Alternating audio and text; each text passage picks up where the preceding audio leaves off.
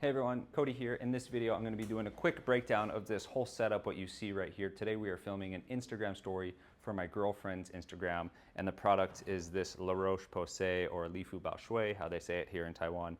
It's a face moisturizing cream. This is quite a bit of detail for just a story. So let's get into this area over here and start breaking things down. What you can see right away is a sound blanket right here. These are actually technically not sound blankets, but they work. They're kind of like movers blankets or like really tough blankets. We found these at Costco. I have been looking for sound blankets, but the actual sound blankets are a little bit expensive. These ones were super cheap. They had the grommets already in there, but this is actually, we're just using this to cut down the size of the room so that there's less echo, less reverb in the audio file. So moving on to the next piece, we have this Aperture 600D. You can see we've got a big octobox on this. This is just gonna cast a nice big soft light into the scene, beautiful catch lights on our talent, which is my girlfriend Hame. So we've got this one for the key light, which is going to be giving her that soft light coming in and the catch lights in her eyes. And then we've got another light over here, another 600D bouncing up onto the ceiling, and that's going to be acting as a fill light and an ambient light for the entire scene. So if we just had that 600D shining down on her, she would have a really dark shadow on this side, which that's okay for some people, but for these brands, they typically want a much brighter image. So we found that this kind of two-shot setup, or this two-light setup, has really worked well for us. It exposes the background and everything very well as we're getting a nice, beautiful soft light on our talent. These are on C-stands, these are Kupo stands. I really like the Kupo stands over the cheaper options, like there's a brand called Skier. Those stands just seem to fall apart. I mean, if you treat your gear well, it's gonna stand the test of time, but I think that investing into nice solid C stands, just like investing into quality lights, is gonna do you well in the long run.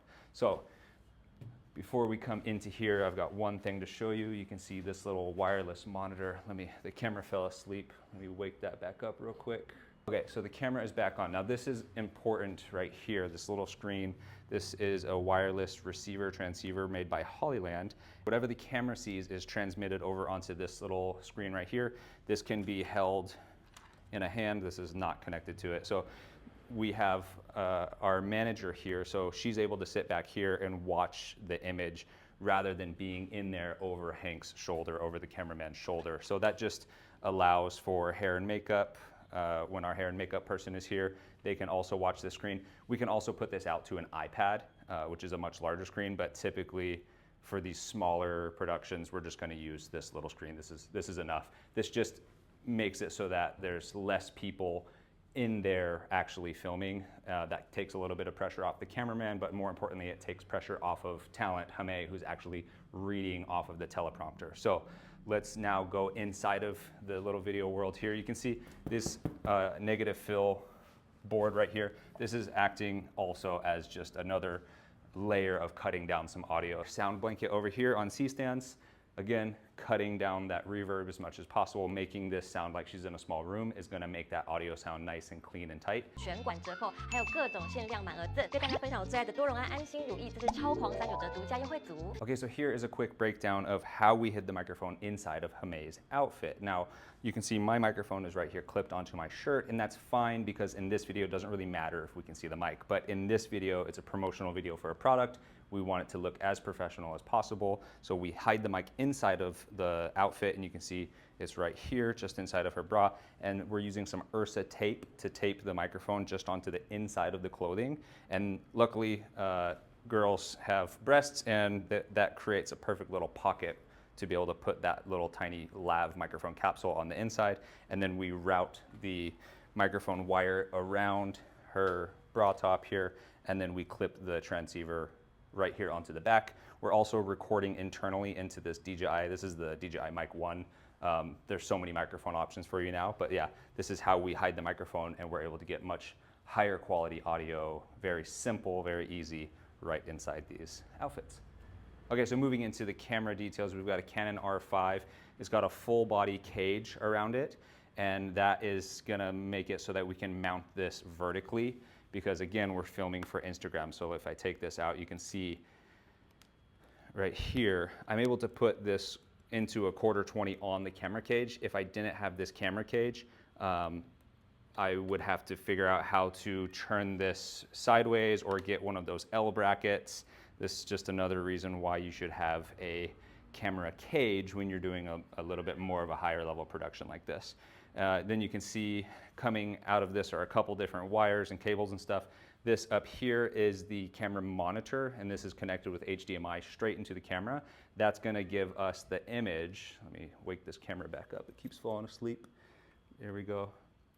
So that's gonna allow Hank to monitor the video in a much more accurate way. These little camera screens on these cameras like Sony, Canon, Fuji, Nikon, the screens are actually not that good. If you look inside the EVF, those screens are good and accurate, but these screens on the outside, they're just so small, there's so much information spread all across the screen.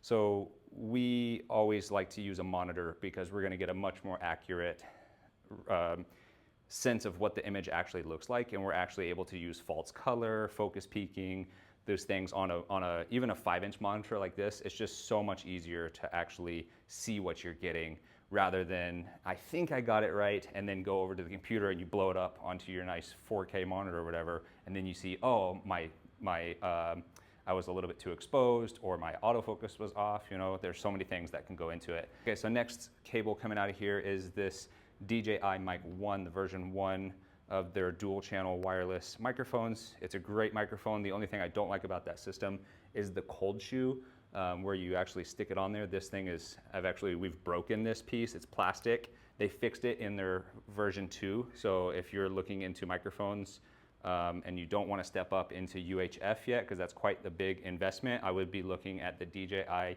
Mic 2 or the Rode Wireless Pro. And I've got a review of those mics coming up very soon because I just got the Rode Wireless Pro, which I like, but there are pros and cons to both systems. So anyways, next cable coming out of here are some headphones. These are some monitoring headphones.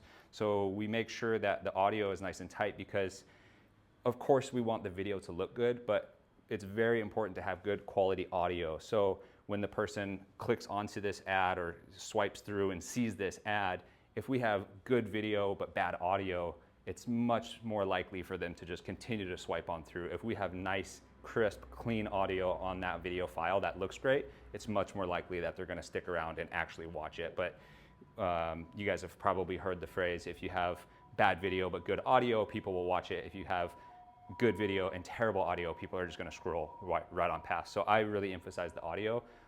Even on a video like this, I'm just doing a little breakdown. I'm actually using the Rode Wireless Pro right now into my iPhone to film this. So not the highest quality video, but nice high quality audio so that you guys can hear the details of this breakdown.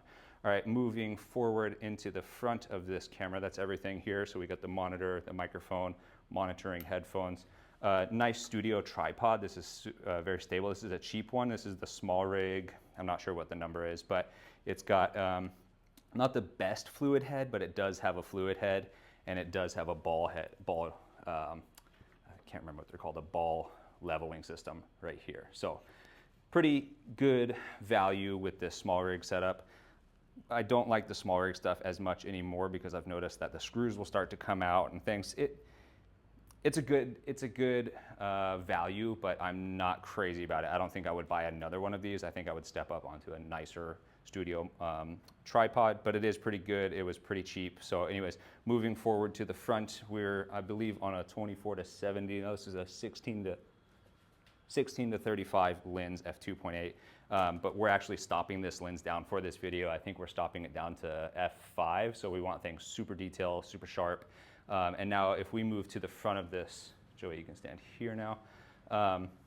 You'll be able to see, so Hame was sitting here, obviously sitting here, and she's just sitting on some Apple boxes back here. And she's able to look forward here into the scene, and what she sees is this little teleprompter right here. This is a DesView teleprompter.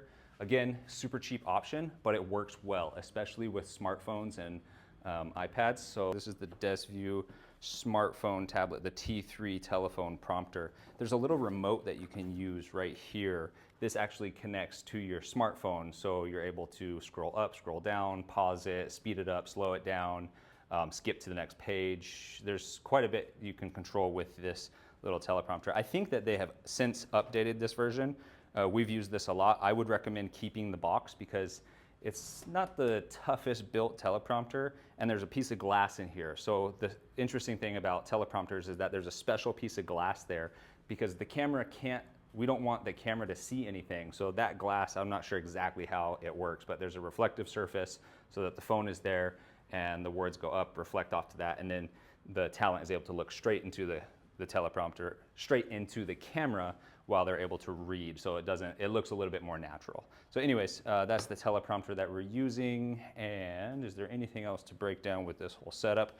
I mean, we're just using a nice clean painted white wall back here.